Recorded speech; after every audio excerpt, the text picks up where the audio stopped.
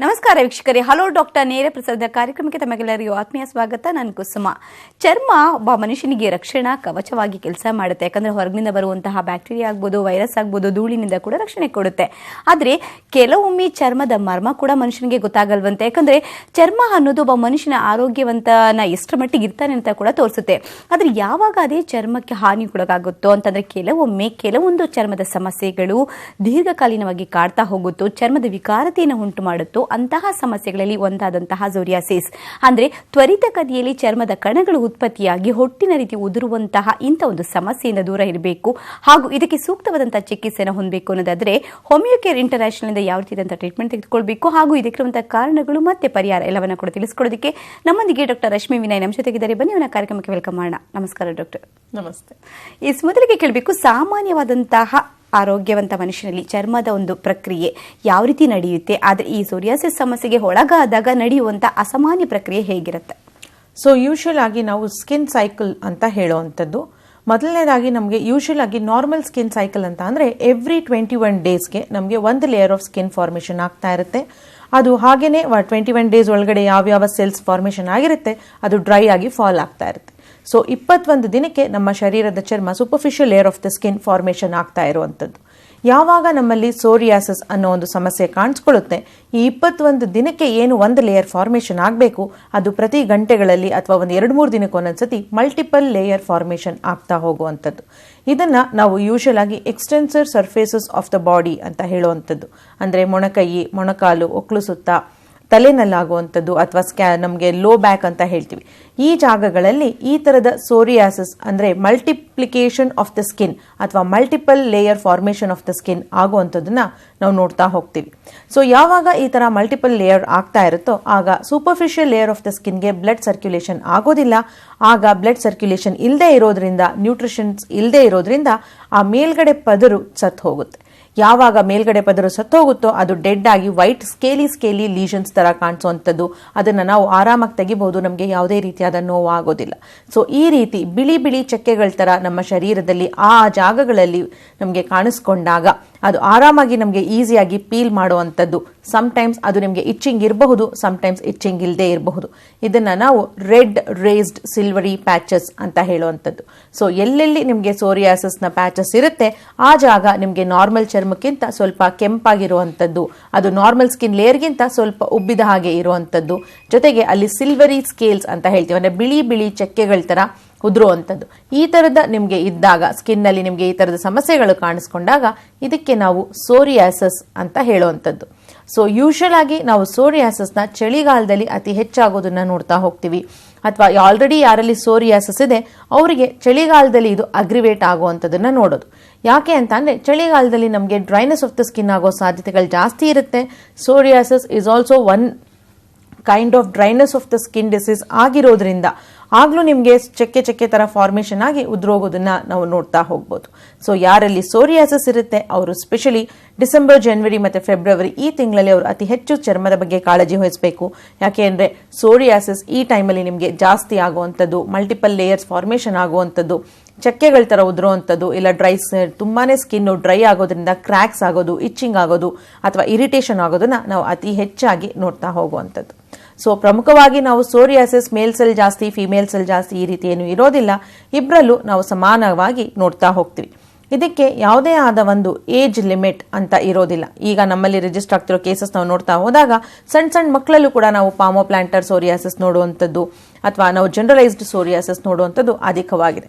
ಆದರೆ middle age ಅಲ್ಲಿ ಇಲ್ಲಿ ನಮಗೆ ಅತಿ ಹೆಚ್ಚು ಕೇಸಸ್ ರಿಜಿಸ್ಟರ್ ಆಗ್ತಾ ಇರುತ್ತೆ. ಮೇಲ್ಸ್ ಮತ್ತೆ ಫಿಮೇಲ್ಸ್ ಅಲ್ಲಿ ಈಕ್ವಲ್ ಆಗಿ ಕಾಣಿಸ್ಕೊತಾ ಹೋಗುವಂಥದ್ದು. ಇನಿಷಿಯಲ್ ಆಗಿ ನಿಮ್ಗೊಂದು ಸಣ್ಣ ಪ್ಯಾಚಸ್ ವಿಂಟರ್ ಸೀಸನ್ಸ್ ಅಲ್ಲಿ ಇರೋದನ್ನ ನೀವು ನೋಡ್ತಾ ಇರ್ತೀರಾ. ಆಗ ನೀವು ಸ್ವಲ್ಪ ಸ್ಕಿನ್ ಬಗ್ಗೆ ಗಮನ ಕೊಟ್ಟಾಗ ಅದಕ್ಕೆ ಮಾಯಿಶ್ಚರೈಸರ್ ಹಾಕೋದು ಅಥವಾ ಎಣ್ಣೆ ಹಾಕೋದು ಮಾಡಿದಾಗ ಅದು ತನಗೆ ತಾನೇ ಸಬ್ಸೈಡ್ ಆಗಿರುತ್ತೆ. ಇದು ಗ್ರಾಡ್ಯುಯಲ್ ಆಗಿ ನಿಮಗೆ ನೆಕ್ಸ್ಟ್ ವಿಂಟರ್ ಸೀಸನ್ ಅಲ್ಲಿ ಅಥವಾ ನಿಮ್ಗೆ ಯಾವಾಗಾದ್ರೂ ಸ್ಟ್ರೆಸ್ ಆದಾಗ, ವೈರಲ್ ಇನ್ಫೆಕ್ಷನ್ಸ್ ಆದಾಗ ಈ ರೀತಿ ಸಣ್ಣದಾಗಿ ಸ್ಟಾರ್ಟ್ ಆದಂತ ಪ್ಯಾಚಸ್ ನಿಮಗೆ ಮಲ್ಟಿಪ್ಲೈ ಆಗೋ ಸಾಧ್ಯತೆಗಳು ಅತಿ ಹೆಚ್ಚಾಗಿರುತ್ತೆ. ತುಂಬಾ ಜನ ಹೇಳ್ತಾರೆ ಸೋರಿಯಾಸಿಸ್ ಒಂದ್ಸತಿ ಬಂದ್ರೆ ಅದು ನಮಗೆ ಜನ್ಮ ಕಂಟಿದ ಕಾಯಿಲೆ, ಅದು ಡಯಾಬಿಟಿಸ್ ತರ ನಾವಿರೋ ತನಕ ನಮ್ಮ ಜೊತೆಲೇ ಇರುತ್ತೆ, ಅದು ಗ್ರಾಡ್ಯುಯಲ್ ಆಗಿ ಜಾಸ್ತಿ ಆಗ್ತಾ ಇರುತ್ತೆ, ಕಡಿಮೆ ಆಗ್ತಾ ಇರುತ್ತೆ ಅಂತ. ಹೌದು, ಸೋರಿಯಾಸಿಸ್ ಸ್ಕಿನ್ ಡಿಸೀಸ್ ಏನಿದೆ ಅದು ನಮಗೆ ಅಪ್ಸ್ ಅಂಡ್ ಡೌನ್ಸ್ ಅಥವಾ ವೇರಿಯೇಷನ್ ಆಫ್ ದ ಲೀಜನ್ಸ್ ನಮಗೆ ತುಂಬಾ ಜಾಸ್ತಿ ಆಗುವಂಥದ್ದು.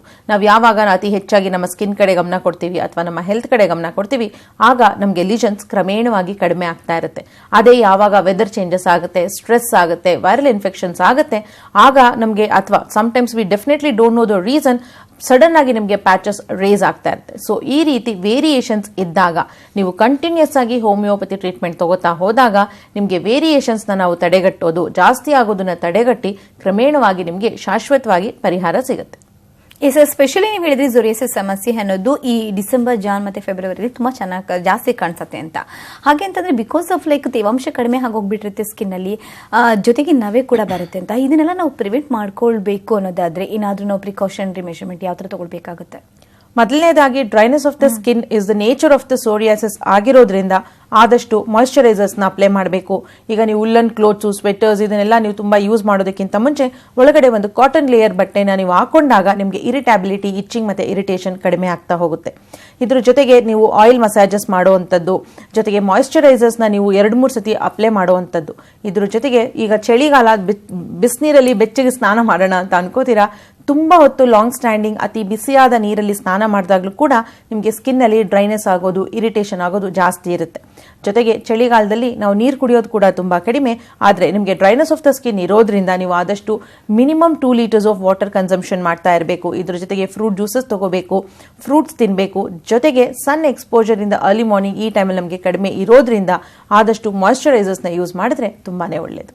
ಎಸ್, ಹಾಗೆ ಅಂದ್ರೆ ಕೆಲವೊಬ್ಬರಲ್ಲಿ ಈ ಒಂದು ಸೋರಿಯಾಸಿಸ್ ಸಮಸ್ಯೆ ಕೆಲವೊಂದು ಭಾಗದಲ್ಲಿ ಮಾತ್ರ ಕಾಣಿಸುತ್ತೆ. ಅಂದ್ರೆ ಕೆಲವರಿಗೆ ತಲೆ ಭಾಗದಲ್ಲಿ ಕಾಣಿಸ್ಕೊಂಡಾಗ ತುಂಬಾ ತಡವಾಗಿ ಬೆಳಕಿಗೆ ಬರುತ್ತೆ. ಯಾಕಂದ್ರೆ ಎಷ್ಟೋ ಜನಕ್ಕೆ ಗೊತ್ತಾಗೋದಿಲ್ಲ ಇದನ್ನ ಡ್ಯಾಂಡ್ರಫ್ ಅಂತ. ಅವರು ಸ್ವಲ್ಪ ತಪ್ಪು ಕಲ್ಪನೆ ಮಾಡ್ಕೊಳ್ಳುವಂತ ಸಾಧ್ಯತೆ ಬಹಳಷ್ಟು ಇರುತ್ತೆ. ಹಾಗಾಗಿ ಈ ಡ್ಯಾಂಡ್ರಫ್ ಸಮಸ್ಯೆಯನ್ನ ನಾವು ಯಾವ ರೀತಿ ಮತ್ತೆ ಈ ಸೋರಿಯಾಸಿಸ್ ಸಮಸ್ಯೆನ ನಾವು ವಿಂಗಡಣೆ ಮಾಡ್ಕೋಬೇಕು, ಬೈಫರ್ಕೇಟ್ ಮಾಡಬೇಕು ಅಂದ್ರೆ ಯಾವ ಪರ್ಟಿಕ್ಯುಲರ್ ಸಿಂಪ್ಟಮ್ಸ್ ಇಂದ ಅದು ಗೊತ್ತಾಗುತ್ತೆ?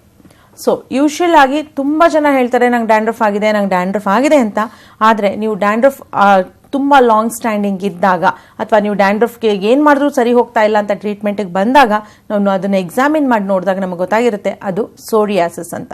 ಸೊ ಡ್ಯಾಂಡ್ರಫ್ ಆದ್ರೆ ನಿಮಗೆ ಕೂದಲಲ್ಲಿ ತುಂಬಾ ಆಯಿಲಿನೆಸ್ ಇರುತ್ತೆ. ಮತ್ತೆ ಡ್ಯಾಂಡ್ರಫ್ನ ಸ್ಕೇಲ್ಸ್ ಏನಿರುತ್ತೆ ಅದು ಇಷ್ಟೊಂದು ದೊಡ್ಡ ದೊಡ್ಡ ಚಕ್ಕೆಗಳ ತರ ಉದುರುವಂಥದ್ದು ಇರೋದಿಲ್ಲ. ಯೂಶಲಿ ಅದು ಸ್ಟಿಕಿ ಮತ್ತೆ ಆಯಿಲಿ ಮತ್ತೆ ಬ್ಲ್ಯಾಕಿಶ್ ಅಥವಾ ಬ್ರೌನಿಶ್ ಇರುತ್ತೆ. ಆದ್ರೆ ಸೋರಿಯಾಸಿಸ್ನ ಸ್ಕೇಲ್ಸ್ ಏನಿದೆ ಅದು ವೈಟಿಶ್ ಇರುತ್ತೆ, ಡ್ರೈ ಇರುತ್ತೆ, ಥಿಕ್ ಸ್ಕೇಲ್ಸ್ ಇರುತ್ತೆ. ಈ ತರದನ್ನ ನಾವು ನೋಡ್ತಾ ಹೋಗ್ತೀವಿ. ಎಸ್ ಡಾಕ್ಟರ್, ಇದ್ರ ಬಗ್ಗೆ ಮಾತಾಡೋಬ್ರು ಕಾಲರ್ ಇದ್ದಾರೆ. ಗಜೇಂದ್ರ ಉಡುಪಿಯಿಂದ ಕರೆ ಮಾಡ್ತಾ ಇದ್ದಾರೆ. ನಮಸ್ಕಾರ ಗಜೇಂದ್ರ. ಹಲೋ, ನಮಸ್ತೆ ಮೇಡಮ್. ಡಾಕ್ಟರ್ ಇದ್ದಾರೆ, ಮಾತನಾಡಿ. ಹಲೋ. ಹಲೋ, ನಮಸ್ತೆ ಮೇಡಮ್. ನಮಸ್ತೆ ಗಜೇಂದ್ರ. ಮೇಡಮ್, ಅದು ಸೋರಿಯಾಸಿಸ್ಗೆ ಮೆಡಿಸಿನ್ ಏನು ಮೇಡಮ್? ಸರ್, ಸೋರಿಯಾಸಿಸ್ಗೆ ಮೆಡಿಸಿನ್ ಒಂದೇ ತರ ಇರೋದಿಲ್ಲ. ನಿಮ್ಮಲ್ಲಿ ಹೇಗೆ ಸ್ಕಿನ್ ಇಂಪ್ರೂವ್ಮೆಂಟ್ ಆಗ್ತಾ ಇರುತ್ತೆ ಅದ್ರ ಪ್ರಕಾರ ನಿಮಗೆ ಮೆಡಿಸಿನ್ಸ್ ಚೇಂಜ್ ಆಗ್ತಾ ಹೋಗುತ್ತೆ. ಇದಕ್ಕೆ ನೀವು ಒಂದು ಕೋರ್ಸ್ ಆಫ್ ಮೆಡಿಸಿನ್ ಅಥವಾ ಒಂದಷ್ಟು ತಿಂಗಳ ಕಾಲ ನೀವು ಕಾನ್ಸ್ಟೆಂಟ್ ಆಗಿ ಮೆಡಿಸಿನ್ ತಗೋಬೇಕು. ಮೆಡಿಸಿನ್ ಕೊಟ್ಟಾಗ ನಿಮ್ಮ ಸ್ಕಿನ್ ಹೇಗೆ ರೆಸ್ಪಾಂಡ್ ಮಾಡ್ತಿದೆ ಅದ್ರ ಪ್ರಕಾರ ನಾವು every month there will be change in the medication. ಆದ್ರೆ ಸ್ಕಿನ್ ಕೇರ್ ಬಗ್ಗೆ ನೀವು ಗಮನ ತಗೋಬಹುದು. ಮಾಯಿಶ್ಚರೈಸರ್ ಹಚ್ಚಬೇಕಾಗಿದೆ, ಜೊತೆಗೆ ಸ್ಟ್ರಾಂಗ್ ಮೆಡಿಕೇಟೆಡ್ ಶಾಂಪೂ ಯೂಸ್ ಮಾಡೋ ಬದಲು ಮಾಯಿಶ್ಚರೈಸರ್ ಜಾಸ್ತಿ ಇರುವಂತ ಶಾಂಪೂಸ್ ಸೋಪ್ಸ್ ಯೂಸ್ ಮಾಡಿದ್ರೆ ತುಂಬಾ ಒಳ್ಳೇದು. ಧನ್ಯವಾದಗಳು ಗಜೇಂದ್ರ ಕರೆ ಮಾಡಿದ್ದಕ್ಕೆ. S doctor. ಸೊ ಜೊತೆಗೆ ಕೆಲವರಿಗೆ ಈ ಅಂಗೈಯಲ್ಲಿ ಮತ್ತೆ ಈ ಮುಂಗಾಲುಗಳಲ್ಲಿ ಕಾಣಿಸ್ಕೊಳ್ಳುವಂಥದ್ದು ಕೂಡ ನಾವು ನೋಡ್ತಾ ಹೋಗ್ತೀವಿ. ಯಾಕೆ ಆ ಪರ್ಟಿಕ್ಯುಲರ್ ಆ ಭಾಗದಲ್ಲಿ ಕಾಣಿಸ್ಕೊಳ್ಳುತ್ತೆ? So depending upon the appearance of the ಸೋರಿಯಾಸಿಸ್ನ ನಾವು ಸೋರಿಯಾಸಿಸ್ನ ಕ್ಲಾಸಿಫಿಕೇಶನ್ ಮಾಡ್ತಾ ಹೋಗುವಂಥದ್ದು. ಅದು ತಲೆನಲ್ಲಿ ನಮಗೆ ತುಂಬಾ ಕಾಣಿಸಿದಾಗ ಅದಕ್ಕೆ ನಾವು ಸ್ಕ್ಯಾಲ್ಪ್ ಸೋರಿಯಾಸಿಸ್ ಅಂತ ಹೇಳುವಂಥದ್ದು. ಇದೇ ರೀತಿ ಸೋರಿಯಾಸಿಸ್ ನಮ್ಮ ಪಾಮ್ಸ್ ಮತ್ತೆ ಸೋಲ್ಸ್ ಅಲ್ಲಿ ಕಾಣಿಸ್ಕೊಂಡಾಗ ಅದನ್ನ ನಾವು ಪಾಮೋ ಪ್ಲಾಂಟಾರ್ ಸೋರಿಯಾಸಿಸ್ ಅಂತ ಹೇಳ್ತೀವಿ. ಸೋರಿಯಾಸಿಸ್ ಇದೇ ಜಾಗದಲ್ಲಿ ಬರುತ್ತೆ ಅಥವಾ ಇದೇ ಜಾಗದಲ್ಲಿ ಬರಬೇಕು ಅಥವಾ ಇದೇ ಜಾಗದಲ್ಲಿ ಸ್ಪ್ರೆಡ್ ಆಗುತ್ತೆ ಅಂತ ಹೇಳೋದು ಸ್ವಲ್ಪ ಕಷ್ಟ ಆಗುತ್ತೆ. Because it is an auto immune disorder. There is an abnormal stimulation for the growth of the cells ಆಗಿರೋದ್ರಿಂದ. ಬಟ್ ಅದು ನಿಮ್ಮ ಶರೀರದ ಯಾವ ಭಾಗದಲ್ಲಿದೆ ಅದ್ರ ಪ್ರಕಾರ ನಾವು ಅದನ್ನ ಕ್ಲಾಸಿಫಿಕೇಶನ್ ಮಾಡ್ತಾ ಹೋಗುವಂಥದ್ದು. ಈಗ ನೀವು ಹೇಳ್ದಂಗೆ ಪಾಮ್ಸ್ ಮತ್ತೆ ಸೋಲ್ಸ್ ಅಲ್ಲಿ ಅದು ಕಾಣಿಸ್ಕೊಂಡಾಗ ಅದಕ್ಕೆ ನಾವು ಪಾಮೋ ಪ್ಲಾಂಟರ್ ಸೋರಿಯಾಸಿಸ್ ಅಂತ ಹೇಳ್ತೀವಿ. So palmoplantar psoriasis is one of the easiest way to cure ಅಂತ ಹೇಳ್ಬೋದು. ಇದಕ್ಕೆ ತುಂಬಾ ಲಾಂಗರ್ ಡ್ಯೂರೇಷನ್ ಟ್ರೀಟ್ಮೆಂಟ್ ಏನು ಅವಶ್ಯಕತೆ ಇರೋದಿಲ್ಲ. ಯಾಕೆಂದ್ರೆ ಪಾಮ್ಸ್ಗಳಲ್ಲಿ it is one of the most painful type of psoriasis ಅಂತಾನು ಹೇಳ್ಬೋದು. ಯಾಕೆಂದ್ರೆ ಪಾಮ್ಸ್ ಮತ್ತೆ ಸೋಲ್ಸ್ ಅಲ್ಲಿ ನಮಗೆ ಸೋರಿಯಾಸಿಸ್ ಏನ್ ಕಾಣಿಸುತ್ತೆ ಆಗ ನಮಗೆ ಸ್ಕಿನ್ ಪೀಲ್ ಆಗೋದ್ರ ಜೊತೆಗೆ there will be a deep cracks ಅಥವಾ ಡೀಪ್ ಕಟ್. ಸೊ ಅದು ತುಂಬಾನೇ ಪೇನ್ಫುಲ್ ಇರುತ್ತೆ. ಆ ಕಟ್ ತುಂಬಾನೇ ಡೀಪ್ ಆಗಿರುತ್ತೆ. Sometimes it may bleed also ಅಂತ ಹೇಳುವಂಥದ್ದು.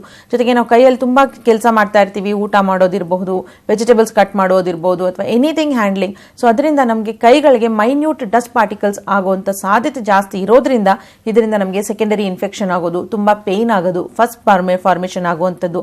ಜೊತೆಗೆ ಇದು ನಮಗೆ ಅತಿ ಹೆಚ್ಚು ಮುಜುಗರ ಕೂಡ ಮಾಡುತ್ತೆ. You cannot shake your hands, you cannot write, ಅದೆಲ್ಲ ನಿಮಗೆ ತುಂಬಾ ಪೇನ್ಫುಲ್ ಇರುತ್ತೆ.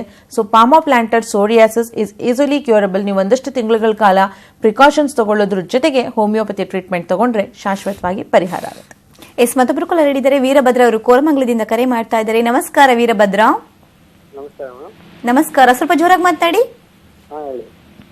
ಹಲೋ, ಡಾಕ್ಟರ್ ಇದ್ದಾರೆ, ಪ್ರಶ್ನೆ ಕೇಳಿ. ಹೇಳಿ ಸರ್, ಏನ್ ಸಮಸ್ಯೆ ಇದೆ? ಅದೇ ನಮ್ಗೆ ಒಂದ್ ಸ್ವಲ್ಪ ಕೆಂಪು ಪಂಪ್ ಆಗ್ತಿದೆ, ಅದರಿಂದ ನೋಡ್ಬಿಟ್ಟು ಕಾಲ್ ಮಾಡಿದೆ. ಯಾವಾಗಿಂದ ಈ ತರ ಕಾಣ್ತಾ ಇದೆ? ಅಂದ್ರೆ ಒಂದು ದಿವಸ ಒಂದೊಂದು ಇಲ್ಲ, ಸ್ವಲ್ಪ ಇಲ್ಲೆಲ್ಲೋ ಒಂದೊಂದು ಇರುತ್ತೆ. ಯಾವಾಗ? ಚಳಿಗಾಲದಲ್ಲಿ ಮಾತ್ರ ಇರುತ್ತೆ, ಸೆಕೆಗಾಲದಲ್ಲಿ ಇರಲ್ಲ, ಆತರ ಇರುತ್ತಾ ಅಥವಾ ಯಾವಾಗ್ಲೂ ಇರುತ್ತಾ? ಅಂದ್ರೆ ಇನ್ನೇ ಒಂದು 2 ವರ್ಷದಿಂದ ಒಂದು 4-5 ಹಂಗೆ ಮೈಯಲ್ಲಿ ಎಲ್ಲ ಇರುತ್ತೆ. ಓಕೆ, ಮೋಸ್ಟ್ ಪ್ರಾಬಬ್ಲಿ ನೀವು ಇನ್ನು ಇನಿಷಿಯಲ್ ಸ್ಟೇಜಸ್ ಆಫ್ ಸೋರಿಯಾಸಿಸ್ ಇಲ್ಲಿ ಇರಬಹುದು, ಅಥವಾ ನಾವು ಟೀನಿಯಾ ಅಂತ ಹೇಳ್ತೀವಿ. ಅದು ಅಷ್ಟೇ, ಈ ರೀತಿ ಕೆಂಪಿಗೆ ನಿಮ್ಗೆ ಅವಾಗವಾಗ ಕಾಣಿಸೋದು, ಜೊತೆಗೆ ಒಂದ್ಸತಿ ಬಂದ್ಮೇಲೆ ಅದು ಕ್ರಮೇಣವಾಗಿ ತುಂಬಾ ಸ್ಲೋ ಆಗಿ ಸ್ಪ್ರೆಡ್ ಆಗೋದಿರುತ್ತೆ. ಸೊ ಇಚ್ಚಿಂಗ್ ಮತ್ತೆ ಇರಿಟೇಷನ್ ಅದೇನಾದ್ರೂ ಇದ್ರೆ ಇದಕ್ಕೆ ನಾವು ಫಂಗಲ್ ಇನ್ಫೆಕ್ಷನ್ ಅಥವಾ ಟೀನಿಯಾ ಅಂತ ಹೇಳ್ತೀವಿ. ನೀವು ಒಂದ್ಸತಿ ನಿಯೋಬೈ ಕ್ಲಿನಿಕ್ ವಿಸಿಟ್ ಮಾಡಿ ನಿಮ್ಮ ಸ್ಕಿನ್ ನ ಪರೀಕ್ಷೆ ಮಾಡಿದ್ಮೇಲೆ ನಿಮ್ಗೆ ಫಂಗಲ್ ಇನ್ಫೆಕ್ಷನ್ ಇದೆಯಾ ಅಥವಾ ಸೋರಿಯಾಸಿಸ್ ಇದೆಯಾ ಅಂತ ಹೇಳಿ ಅದ್ರ ಪ್ರಕಾರ ಔಷಧಿ ತಗೋಬಹುದು. ಡಾಕ್ಟರ್, ಈಗ ಸಾಮಾನ್ಯವಾಗಿ ಸೋರಿಯಾಸಿಸ್ ಸಮಸ್ಯೆ ಬಂದಾಗ ತುಂಬಾ ಕೆಲವರಿಗೆ ಕಿವು ತುಂಬಿಕೊಂಡಿರುತ್ತೆ, ರಕ್ತ ಸೋರ್ತಾ ಇರುತ್ತೆ. ಸೊ ಸಾಕಷ್ಟು ಸಮಸ್ಯೆಗಳನ್ನ ಮತ್ತೊಬ್ಬರಿಗೆ ಸ್ವಲ್ಪ ಅಸಹ್ಯ ಮುಜುಗರ ಉಂಟು ಮಾಡುವಂತದ್ದು ಚರ್ಮದ ವಿಕಾರತೆ ಇದು ಆಗಿರೋದ್ರಿಂದ ಮತ್ತೆ ಕೆಲವರಲ್ಲಿ ಪ್ರಶ್ನೆ ಮಾಡುತ್ತೆ, ಅಂದ್ರೆ ನಾವಿಬ್ಬರನ್ನ ಟಚ್ ಮಾಡಿದ್ರೆ ನಮಗೂ ಕೂಡ ಬರುತ್ತಾ, ಸ್ಪ್ರೆಡ್ ಆಗುತ್ತಂತ, ಯಾವ ರೀತಿ? ಮೊದಲನೇದಾಗಿ ಸೋರಿಯಾಸಿಸ್ ಅಲ್ಲಿ ಎಲ್ಲಾ ತರದ ಸೋರಿಯಾಸಿಸ್ ಅಲ್ಲೂ ನಮಗೆ ಪಸ್ ತುಂಬಿಕೊಳ್ಳೋದು ತುಂಬಾನೇ ಕಡಿಮೆ. ಯೂಶಲಿ ನಾವು ಪಸ್ಚುಲರ್ ಸೋರಿಯಾಸಿಸ್ ಅಂತ ಹೇಳ್ತೀವಿ. It is also A type of psoriasis and it is present only in 10% of psoriasis patients. So ಈ ತರ ಪಸ್ಚುಲರ್ ಸೋರಿಯಾಸಿಸ್ ಇದ್ದಾಗ ನಿಮ್ಗೊಂದು ಸಣ್ಣ ಗುಳ್ಳೆ ತರ ಆಗೋದು, ಅದರಲ್ಲಿ ಪಸ್ ಫಾರ್ಮೇಷನ್ ಆಗೋದು, ಅದಾದ್ಮೇಲೆ ಅದು ನಿಮಗೆ ದೊಡ್ಡ ಪ್ಯಾಚ್ ಆಗಿ ಪೀಲಿಂಗ್ ಆಗೋದು ಅಥವಾ ಪೇನ್ ಇರುವಂತದ್ದು ಅಥವಾ ಪಸ್ ಬರುವಂತದ್ದನ್ನ ನಾವು ನೋಡ್ತಾ ಹೋಗ್ತೀವಿ. ಇನ್ ಜನರಲ್ ಸೋರಿಯಾಸಿಸ್ ನೋಡೋದಕ್ಕೆ ಸ್ವಲ್ಪ ವಿಕಾರವಾಗಿ ಕಾಣುತ್ತೆ ಅಂತ ಅಂದ್ರೆ ಅಲ್ಲಿ ನಮಗೆ ಸ್ಕೇಲ್ಸ್ ಉದುರ್ತಾ ಇರುತ್ತೆ. ಈಗ ನೀವು ಒಂದ್ ಕಡೆ ಹೋಗಿ ಕೂತಿರ್ತೀರಾ ಅಂದಾಗ ನಿಮಗೆ ಸ್ಕ್ಯಾಲ್ಪ್ ಸೋರಿಯಾಸಿಸ್ ಇದ್ದಾಗ ನಿಮ್ಮ ಶೋಲ್ಡರ್ಸ್ ಮೇಲೆ, ನಿಮ್ಮ ಬಟ್ಟೆ ಮೇಲೆ ಅದು ಚಕ್ಕೆ ತರ ಉದುರುವಂತದ್ದು, ಅಥವಾ ನಿಮ್ಗೆ ಏನಾದ್ರು ಜನರಲೈಸ್ಡ್ ಸೋರಿಯಾಸಿಸ್ ಇತ್ತು, ಸ್ಪೆಷಲಿ ವಿಂಟರ್ ಸೀಸನ್ ಅಲ್ಲಿ ನೀವು ಕೂತ್ಕೊಡೆಲ್ಲ ಒಂದು ಚಕ್ಕೆ ತರ ಪುಡಿ ತರ ಉದುರ್ತಾ ಇದ್ದಾಗ ತುಂಬಾ ಜನಕ್ಕೆ ಅದು ಮುಜುಗರನ ಕ್ರಿಯೇಟ್ ಮಾಡುವಂತದ್ದು. ಸೊ ಇದ್ರ ಜೊತೆಗೆ ಸೋರಿಯಾಸಿಸ್ ಒಬ್ಬರಿಂದ ಒಬ್ಬರಿಗೆ ಹರಡುವಂತ ಕಾಯಿಲೆ ಖಂಡಿತವಾಗ್ಲೂ ಅಲ್ಲ. ನೀವು ಅವ್ರ ಜೊತೆ ಇರೋದ್ರಿಂದ ಅಥವಾ ಅವ್ರ ಜೊತೆ ಶೇಕ್ ಹ್ಯಾಂಡ್ ಮಾಡೋದ್ರಿಂದ ಅಥವಾ ಅವರು ಹಾಕೊಂಡಿರೋ ಬಟ್ಟೆ ಹಾಕೊಳ್ಳೋದ್ರಿಂದ ಅಥವಾ ಅವ್ರು ಅಡಿಗೆ ಮಾಡಿದಾಗ ಅದನ್ನು ಊಟ ಮಾಡೋದ್ರಿಂದ ಅದು ನಿಮಗೆ ಖಂಡಿತವಾಗ್ಲೂ ಬರೋದಿಲ್ಲ. ಇದು ಒಂದು ಆಟೋ ಇಮ್ಯೂನ್ ಡಿಸಾರ್ಡರ್. ನಮ್ಮ ಶರೀರದ ಒಳಗಡೆ ನಮ್ಮ ರೋಗ ನಿರೋಧಕ ಶಕ್ತಿನಲ್ಲಿ ಏರುಪೇರಾಗಿರೋದ್ರಿಂದ, ನಮ್ಮ ಸ್ಕಿನ್ ಸೆಲ್ಸ್ ಫಾರ್ಮೇಷನ್ ನಮಗೆ ಹೆಚ್ಚು ಕಮ್ಮಿ ಆಗಿರೋದ್ರಿಂದ ಇದು ಒಬ್ಬರಿಂದ ಒಬ್ಬರಿಗೆ ಹರಡೋ ಕಾಯಿಲೆ ಖಂಡಿತವಾಗ್ಲೂ ಇಲ್ಲ. ಎಸ್ ಡಾಕ್ಟರ್, ಇದ್ರ ಬಗ್ಗೆ ಮಾತಾಡೋಣ. ಮತ್ತೊಬ್ಬರು ಕೂಡ ರೆಡಿ ಇದ್ದಾರೆ. ಅಬ್ದುಲ್ ಜಮೀರ್ ಅವರು ಮೈಸೂರಿನಿಂದ ಕರೆ ಮಾಡ್ತಾ ಇದ್ದಾರೆ. ನಮಸ್ಕಾರ ಅಬ್ದುಲ್. ನಮಸ್ತೆ. ಎಸ್ ಡಾಕ್ಟರ್ ಇದ್ದಾರೆ, ಮಾತನಾಡಿ. ಹಲೋ. ಓಕೆ, ಎಷ್ಟು ವರ್ಷದಿಂದ ಡ್ಯಾಂಡ್ರಫ್ ಇದೆ ಮೇಡಮ್? ಎಷ್ಟು ವರ್ಷದಿಂದ ಡ್ಯಾಂಡ್ರಫ್ ಇದೆ? ತುಂಬಾ ಒಂದು 2 ವರ್ಷದಿಂದ ಡ್ಯಾಂಡ್ರಫ್ ಇದೆ ಮೇಡಮ್. ಎಲ್ಲ ಇದು ಯಾವ್ದಾವ್ದು ಎಲ್ಲ ಶಾಂಪೂಸ್ ಎಲ್ಲ ಹಾಕಿದ್ರು, ಕಮ್ಮಿ ಆಗ್ತಾ ಇಲ್ಲ ಮೇಡಮ್ ಅದು. ಓಕೆ, ಡ್ಯಾಂಡ್ರಫ್ ಇದ್ದಾಗ ಅವನಿಗೆ ಬಿಳಿ ಬಿಳಿ ಚಕ್ಕೆಗಳ ತರ ಉದುರುತ್ತಾ ಅಥವಾ ಅವನಿಗೆ ಬರೀ ಡ್ಯಾಂಡ್ರಫ್ ಮೈನ್ಯೂಟ್ ಪೌಡರ್ ತರ ಇರುತ್ತಾ? ಪೌಡರ್ ತರ ತುಂಬಾ ಇರ್ತದೆ ಮೇಡಮ್. ಓಕೆ, ಇಚ್ಚಿಂಗ್ ತುಂಬಾ ಇದ್ರೆ ಸರ್ ಇದನ್ನ ನಾವು ಡ್ಯಾಂಡ್ರಫ್ ಅನ್ನಲ್ಲ, ಡ್ಯಾಂಡ್ರಫಿನ ನೆಕ್ಸ್ಟ್ ಸ್ಟೇಜ್ ಅಂತ ಹೇಳ್ಬೋದು. ಇದಕ್ಕೆ ನಾವು ಸಬೇರಿಕ್ ಡರ್ಮಟೈಟಿಸ್ ಅಂತ ಹೇಳುವಂಥದ್ದು. ಈ ಸಬೇರಿಕ್ ಡರ್ಮಟೈಟಿಸ್ ಅಲ್ಲಿ ನಿಮಗೆ ತುಂಬಾ ಜಾಸ್ತಿ ಡ್ಯಾಂಡ್ರಫ್, ತುಂಬಾ ಜಾಸ್ತಿ ಇಚ್ಚಿಂಗ್, ಕೆಲವೊಮ್ಮೆ ಗುಳ್ಳೆಗಳಾಗುವಂಥದ್ದು, ನೀವು ಬೆಳಗ್ಗೆ ಸ್ನಾನ ಮಾಡಿಸಿದ್ರೆ ಸಂಜೆ ಆಗೋಷ್ಟೊಳಗಡೆ ಸ್ವಲ್ಪ ಸ್ಕ್ಯಾಲ್ಪ್ ಅಲ್ಲಿ ಆಯಿಲಿನೆಸ್ ಸ್ಟಾರ್ಟ್ ಆಗುವಂಥದ್ದು, ಈ ತರದನ್ನ ನಾವು ನೋಡ್ತಾ ಹೋಗ್ತೀವಿ. ಸೊ ಇದನ್ನ ನೀವು ಬರೀ ಶಾಂಪೂ ಹಾಕೋದ್ರಿಂದ ಅಥವಾ ಬೇರೆ ಏನಾದ್ರು ಕ್ರೀಮ್ಸ್ ಹಾಕೋದ್ರಿಂದ ಕಡಿಮೆ ಆಗೋದಿಲ್ಲ, ಯಾಕೆಂದ್ರೆ ಇದು superficial inflammation of the skin, seborrhoea ಅಂತ ಹೇಳುವಂಥದ್ದು. So there is excessive sebum secretion in the scalp. ಇದನ್ನ ನಾವು ಕಡಿಮೆ ಮಾಡಬೇಕಾಗುತ್ತೆ. ಸೊ ಇದಕ್ಕೆ ನಿಮಗೆ ಇಂಟರ್ನಲ್ ಮೆಡಿಸಿನ್ ಜೊತೆಗೆ external hygiene also plays a very major role. ಇದು ಯೂಶಲಿ ನಾವು ಮಕ್ಕಳಲ್ಲಿ ಅತಿ ಹೆಚ್ಚಾಗಿ ನೋಡುವಂಥದ್ದು. ಮೈಸೂರಲ್ಲಿ ಹೋಮಿಯೋಕೇರ್ ಇಂಟರ್ನ್ಯಾಷನಲ್ ಬ್ರಾಂಚ್ ಇದೆ, ಅಲ್ಲಿ ವಿಸಿಟ್ ಮಾಡಿ ಪರೀಕ್ಷಿಸಿ ಇದು ಸಿಬೋಸೋರಿಯಾಸಿಸ್ ಅಥವಾ ಸಬೆರಿಕ್ ಡರ್ಮಟೈಟಿಸ್ ಅಂತ ಡಿಸ್ಟಿಂಗ್ವಿಶ್ ಮಾಡಿ ಅದ್ರ ಪ್ರಕಾರ ಮೆಡಿಸಿನ್ಸ್ ಕೊಡ್ತಾರೆ, ಸಂಪೂರ್ಣವಾಗಿ ವಾಸಿ ಆಗುತ್ತೆ. ಧನ್ಯವಾದಗಳು ಅಬ್ದುಲ್ ಕರೆ ಮಾಡಿದ್ದಕ್ಕೆ. ಎಸ್ ಡಾಕ್ಟರ್, ಸೊ ಹಾಗಾಗಿ ಇದು ಒಬ್ಬರಿಂದ ಮತ್ತೊಬ್ಬರಿಗೆ ಇಸ್ ನಾಟ್ ಎ ಸಾಂಕ್ರಾಮಿಕ ರೋಗ ಅಂತ ನಾವು ಹೇಳೋದಕ್ಕಾಗಲ್ಲ. ಸೊ ಜೊತೆಗೆ ಕೆಲವರು ಈ ರೀತಿ ಡೀಪ್ ವೂಂಡ್ ಆದಾಗ, ಪಸ್ ಫಾರ್ಮೇಷನ್ ಆದಾಗ, ಸೊ ಇಟ್ ಅಫೆಕ್ಟ್ಸ್ ದ ಕೀಲುಗಳಿಗೆ, ಜಾಯಿಂಟ್ಸ್ಗೆ ಏನಾದರೂ ಎಫೆಕ್ಟ್ ಆಗಿ ಮುಂದೊಂದು ದಿನ ಏನಾದರೂ ಆರ್ಥ್ರೈಟಿಸ್ ಬರುವಂತಹ ಸಾಧ್ಯತೆಗಳಿರುತ್ತಾ, ಹೇಗೆ? So usually psoriasis is generalised for skin ಅಂತಾನೆ ನಾವು ಹೇಳೋ ಅಂಥದ್ದು. ಆದರೆ ಸೋರಿಯಾಸಿಸ್ ನಮ್ಮ ಚರ್ಮನ ಬಿಟ್ಟು ಅದು ನಮ್ಮ ನೇಲ್ಸ್ ಮೇಲೂ ಕೂಡ ಪರಿಣಾಮ ಬೀರುವಂಥದ್ದು. ನಮ್ಮ ನೇಲ್ಸ್ ಕೂಡ ತುಂಬಾನೇ ಸ್ಕೇಲಿ ತರ ಉದುರುವಂಥದ್ದು. Base of the nail it turns into yellow and it is one of the most painful. ಅದನ್ನ ನಾವು ನೇಲ್ ಸೋರಿಯಾಸಿಸ್ ಅಂತ ಹೇಳ್ತೀವಿ. ಯಾರಲ್ಲಿ ಸೋರಿಯಾಸಿಸ್ ಒಂದಷ್ಟು ವರ್ಷಗಳ ಕಾಲ ಕಾನ್ಸ್ಟೆಂಟ್ ಆಗಿರುತ್ತೆ, ಅವ್ರು ಟ್ರೀಟ್ಮೆಂಟ್ ತಗೋತಾ ಇದ್ರು, ಅದು ಕಡಿಮೆ ಆಗೋದಿಲ್ಲ, ಗ್ರಾಜುಯಲ್ ಆಗಿ ಜಾಸ್ತಿ ಆಗ್ತಾ ಇರುತ್ತೆ, ಅಂಥವರಲ್ಲಿ ನಾವು ಜಾಯಿಂಟ್ ಅಲ್ಲಿ ಇನ್ಫ್ಲಮೇಷನ್ ನ ನೋಡ್ತಾ ಹೋಗ್ತೀವಿ. ಸೊ ಈ ಜಾಯಿಂಟ್ ನಲ್ಲಿ ಇನ್ಫ್ಲಮೇಷನ್ ಅಂತಂದ್ರೆ ನಿಮಗೆ ಸ್ಮಾಲರ್ ಜಾಯಿಂಟ್ ಇರಬಹುದು ಅಥವಾ ಅದು ಬಿಗ್ಗರ್ ಜಾಯಿಂಟ್ ಇರಬಹುದು, ಅಲ್ಲಿ ನಿಮಗೆ ನೋವಾಗುವಂಥದ್ದು, ಊತ ಆಗುವಂಥದ್ದು, ಮೂವ್ಮೆಂಟ್ ಅಲ್ಲಿ ರಿಸ್ಟ್ರಿಕ್ಷನ್ ಆಗುವಂಥದ್ದು. ಸೊ ಈ ರೀತಿ ಸೋರಿಯಾಸಿಸ್ ನಮ್ಮ ಚರ್ಮನ ಬಿಟ್ರೆ ಅದು ನಮ್ಮ ಜಾಯಿಂಟ್ಸ್ ಗಳ ಮೇಲೆ ಕೂಡ ಇನ್ಫ್ಲಮೇಷನ್ ಮಾಡ್ತಾ ಹೋಗಬಹುದು. ಅದಕ್ಕೆ ನಾವು ಜಾಯಿಂಟ್ ಸೋರಿಯಾಸಿಸ್ ಅಥವಾ ಸೋರಿಯಾಟಿಕ್ ಆರ್ಥ್ರೈಟಿಸ್ ಅಂತ ಹೇಳುವಂಥದ್ದು. ಸೊ ಯಾರಲ್ಲಿ ಸ್ಕಿನ್ ಅಲ್ಲಿ ನಮಗೆ ಸೋರಿಯಾಸಿಸ್ ಇದ್ದು ಅದಾದ ನಂತರ ಅದು ಅವರು ಜಾಯಿಂಟ್ ಅಲ್ಲಿ ನಾವು ಇನ್ಫ್ಲಮೇಷನ್ ಹೋದಾಗ ಅದನ್ನ ನಾವು arthritis because of the psoriasis. So psoriasis one of the complications ಅಂತ ಹೇಳೋದಾದ್ರೆ ಅದು ಜಾಯಿಂಟ್ ಗಳ ಮೇಲೆ ಆಗುವಂತಹ ಪರಿಣಾಮ ಅಂತ ಹೇಳ್ಬಹುದು. ಸಾಮಾನ್ಯವಾಗಿ ಈ ಸೋರಿಯಾಸಿಸ್ ಸಮಸ್ಯೆ ಬಂದಾಗ ಸೊ ಎಷ್ಟು ತಿಂಗಳ ಅವಧಿಯಲ್ಲಿ ನಾವು ಇದನ್ನ ಕ್ಯೂರ್ ಮಾಡ್ಕೊಳ್ಬಹುದು ಅಂತ ಅನ್ಸುತ್ತೆ? There is a type of psoriasis called as guttate psoriasis ಅಂತ. ಸೊ ಈ ಗಟ್ಟೆಟ್ ಸೋರಿಯಾಸಿಸ್ ನಾವು ಯೂಶಲಿ 16 ಇಯರ್ಸ್ ಒಳಗಿನ ಮಕ್ಕಳುಗಳಲ್ಲಿ ನಾವು ನೋಡುವಂಥದ್ದು. ಸೊ ಯಾರಲ್ಲಿ ರಿಕರೆಂಟ್ ಕೋಲ್ಡ್ ಆಗ್ತಾ ಇರುತ್ತೆ ಅಥವಾ ರಿಕರೆಂಟ್ ಟಾನ್ಸಿಲೈಟಿಸ್ ಆಗ್ತಾ ಇರುತ್ತೆ ಅಂಥವರಲ್ಲಿ ಈ ತರದ ಸೋರಿಯಾಸಿಸ್ ನಮಗೆ ಕಾಣಿಸೋದು. ನಾವು ನೀರು ತಗೊಂಡು ಅದನ್ನ ಚಿಮ್ಮಿಸಿದಾಗ ಹೇಗೆ ನಮಗೆ ಸಣ್ಣ ಸಣ್ಣ ಸಣ್ಣ ಸಣ್ಣ ಪ್ಯಾಚಸ್ ನೀರಿನ ಗುಳ್ಳೆಗಳು ಚುಮ್ಕುತ್ತೋ ಅದೇ ತರ ಸೋರಿಯಾಸಿಸ್ ಕೂಡ ಸಣ್ಣ ಸಣ್ಣ ಪ್ಯಾಚಸ್ ಅಲ್ಲಿ ಅಪಿಯರ್ ಆಗೋದು. ಸ್ಪೆಷಲಿ ನಮ್ಮ ಬೆನ್ ಮೇಲೆ, ಚೆಸ್ಟ್ ಮೇಲೆ ಮತ್ತೆ ಕೈ ಮೇಲೆ ಇದನ್ನ ನಾವು ಅತಿ ಹೆಚ್ಚಾಗಿ ನೋಡ್ತೀವಿ. ಇದು ಒಂದು self limited type of psoriasis. So ಈ ತರದ ಸೋರಿಯಾಸಿಸ್ ಬಂದಾಗ within 3 weeks it will subside. ಯಾಕಂದ್ರೆ ಇಮ್ಯುನಿಟಿ ತುಂಬಾ ವೀಕ್ ಆಗಿರುತ್ತೆ ಅಂತ ಕಾಣಿಸ್ಕೊಳ್ಳುವಂಥದ್ದು. ಆ ತರದ ಸೋರಿಯಾಸಿಸ್ 3 ವೀಕ್ಸ್ ಆದ್ಮೇಲೂ ಇದ್ರೆ ಅವ್ರು ವಿತಿನ್ 6 ಮಂತ್ಸ್ ಟು 8 ಮಂತ್ಸ್ ಅಲ್ಲಿ ಅವರಿಗೆ ಕಂಪ್ಲೀಟ್ ಆಗಿ ವಾಸಿ ಆಗೋ ಸಾಧ್ಯತೆಗಳು ಅತಿ ಹೆಚ್ಚಾಗಿರುತ್ತೆ. ಅದೇ ಈಗ ನಾವು ಸ್ಕ್ಯಾಲ್ಪ್ ಸೋರಿಯಾಸಿಸ್ ಇರಬಹುದು, ಪಾಮೋಪ್ಲಾಂಟರ್ ಸೋರಿಯಾಸಿಸ್ ಅಥವಾ ಜನರಲೈಸ್ಡ್ ಸೋರಿಯಾಸಿಸ್. ಈ ತರದ psoriasis it depends upon individual to individual. ಅವ್ರ ಸ್ಕಿನ್ ಅಲ್ಲಿ ಎಷ್ಟು ಭಾಗ ಅವ್ರಿಗೆ ಸೋರಿಯಾಸಿಸ್ ಪ್ಯಾಚಸ್ ಇದೆ, ಅವ್ರಿಗೆ ಎಷ್ಟು ವರ್ಷದಿಂದ ಇದೆ, ಜೊತೆಗೆ how regular they are to the medicines, ಅವ್ರು ನಾವು ಹೇಳಿದ್ನೆಲ್ಲ ಹೇಗೆ ಫಾಲೋ ಮಾಡ್ತಾರೆ, ಇದ್ರ ಮೇಲೆ ನಾವು ಅವ್ರಿಗೆ ಇಷ್ಟು ಡ್ಯೂರೇಷನ್ ಆಫ್ ದ ಟ್ರೀಟ್ಮೆಂಟ್ ಅಂತ ಹೇಳಬೇಕು. ಸೋರಿಯಾಸಿಸ್ ಹೆರಿಡಿಟಿ ಕೂಡ ಹೌದು. Around 20 to 30% of the patients ಅಲ್ಲಿ ನಾವು ಏನ್ ನೋಡ್ತೀವಿ ಅವ್ರಿಗೆ ಹೆರಿಡಿಟಿ ಇರುತ್ತೆ. But around 70 to 80% of the patients ಅಲ್ಲಿ ಅದು ಹೆರಿಡಿಟಿ ಇರೋದಿಲ್ಲ.